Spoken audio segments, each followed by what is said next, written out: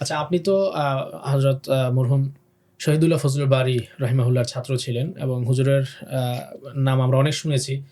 আরবি ভাষা চর্চা, বিশেষ করে আধুনিক আরবি চর্চার ক্ষেত্রে উনার অবদান অপরিসীম। তো আপনারা তো হুজুরের একবারে খুব কাছের ছাত্র ছিলেন। হুজুরের আ আরবি দক্ষতা কেমন ছিল এবং হুজুরের আলাদা ভাষা শিখানোর ক্ষেত্রে হুজুরের বিশেষত্বটা কী ছিল, যেটা উনাকে অন্য অনেকের থেকে অনন্য করে তুলেছিল?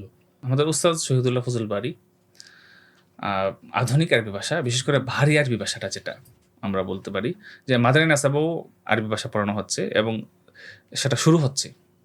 একটা ছেলের আপনার যখন ভাষা শেখা শুরু হয় তখন মাদানী নাসাব দেওয়া হয়। এটা যেরকম খুবই গুরুত্বপূর্ণ একটা, তো দাওরা ফারেক হয়ে গেছে একটা ছেলে, একটা মেধাবী ছেলে দাওরা ফারেক হয়ে গেছে। সে কোরআন পড়ে ফেলেছে, হাদিস পড়ে ফেলেছে এবং সে মোটামুটি আপনার দরসিয়াত সে ভালো করে বুঝে ফেলেছে। তো তার জন্য উপযোগী একটা সিলেবাস তৈরি করা, এই কাজটা আমাদের উস্তাদ শহীদুল্লাহ ফজল বারী সাহেব করে গেছেন। ওই সময় আরও ছিল, তখন আপনার সম্ভবত মুফতি বুরহানুদ্দিন হাফিজাহুল্লাহ তাআলা এখনো আছেন।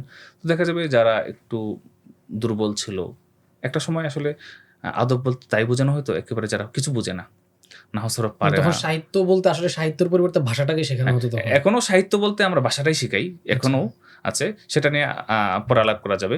তো তখন দেখা যাবে নাহু সরফ বেসড, নাহু সরফ ভিত্তিক একটা আরবি চর্চার মেহনত ছিল ওই যুগটাতে। তো ওই যুগটাতে উস্তাদ শহীদুল্লাহ ফজল বারী সাহেব মেধাবী যারা আছে, যারা আসলে নাহু সরফ ভিত্তিক আরবি চর্চা করতে চায় না, যারা সৃজনশীল আরবি শিখতে চায়, আধুনিক আরবিটাকে শিখতে চায়, বর্তমান সময়ের ভাষাটাকে বুঝতে চায়, তো তাদের জন্য তিনি ছিলেন একেবারে পথিকৃৎ বলা যায়।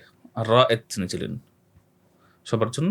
তো তিনি যেটা করেছেন যে আসলে আপনার উস্তাদের একটা বিষয় ছিল যে উনি ব্যস্ত ছিলেন দূতাবাস নিয়ে। তিনি দূতাবাস ছিলেন, দূতাবাসে চাকরিরত ছিলেন এবং তিনি দূতাবাসে থাকার আগে তিনি সৌদি আরবেও চাকরি করেছেন। লম্বা সময় আরবদের মাঝে থেকেছেন। থাকার ফলে যে আরবি ভাষা নিয়ে তার একটা গভীর, ভাষার সাথে তার একটা গভীর অন্তরঙ্গতা তৈরি হয়েছে। তো ফলে যে ভাষার যে একটা মান আমরা তার মধ্যে দেখেছি, সেটা আমরা অনেকের কাছে দেখিনি। যে আরবি ভাষা নিয়ে লম্বা সময় মেহনত করার পরেও তাদের মধ্যে সেই ভাষার মানটা আমরা দেখিনি। তো উস্তাদের কাছ থেকে সবাই উপকৃত হইতে পারছে সেটা আমি বলব না। কারণ উস্তাদের যে লেভেলটা ছিল, সেই লেভেলটা থেকে উপকৃত হওয়ার জন্য কিছু বেসিক থাকা দরকার ছিল।